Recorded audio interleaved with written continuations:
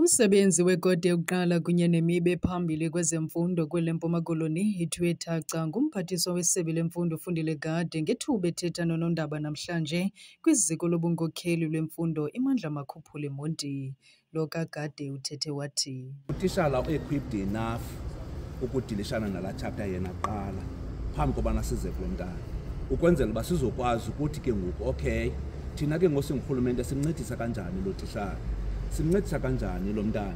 Yiyo ke loo nto nibona singene kwiphulo lokunika ii-tablets abantwana baka grade 12 bonke abaka quintile 1, 2 and 3 ukwenzela uba babe ne-tablets uqala ngoku yotsho ngoJuni. Silungiselela ke ukujonga isize le abantwana ngokwasemananini ba siyiprovince ephuwa thina erural. So xa iphuwa iprovince ithetha ukuthi nabantwana balapho ngabantwana basuka kwii-families ezizi-destitutes.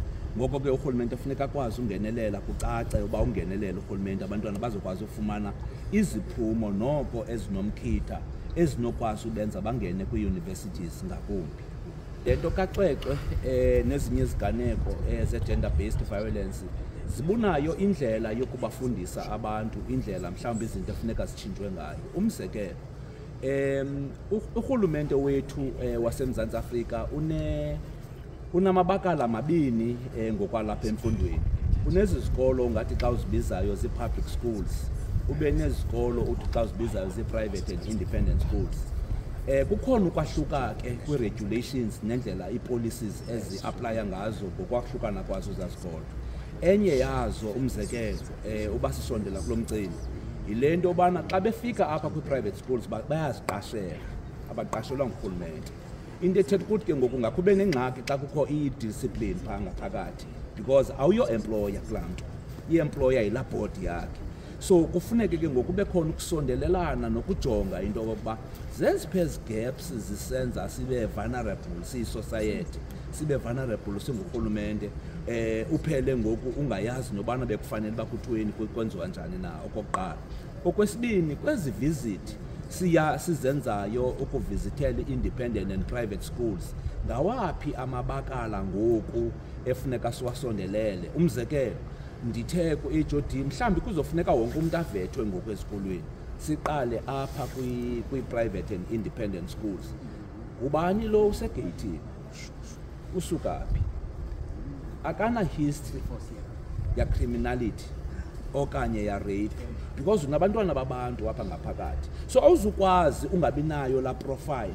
Funeka sikwazi uretriever la profile kwa-Department of Justice as we recruit and employ people.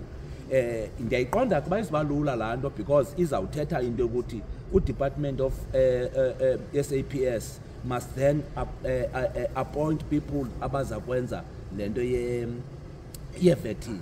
Kodwa is the only way to go to stabilize institutions of learning in the country and also nokustabilize ii-families nee-societies zethu so that sibe khona into ezinqandwa zingekenzeki, singabi ngabantu abafuna ukuva ngomnwe enxebeni ngongathi besingayazi uba into ethile izazophuma kule ndawo. Sikhe sanazo ingxakana kule nto yotyiswa kwabantwana kule veki zimbini eziphelileyo.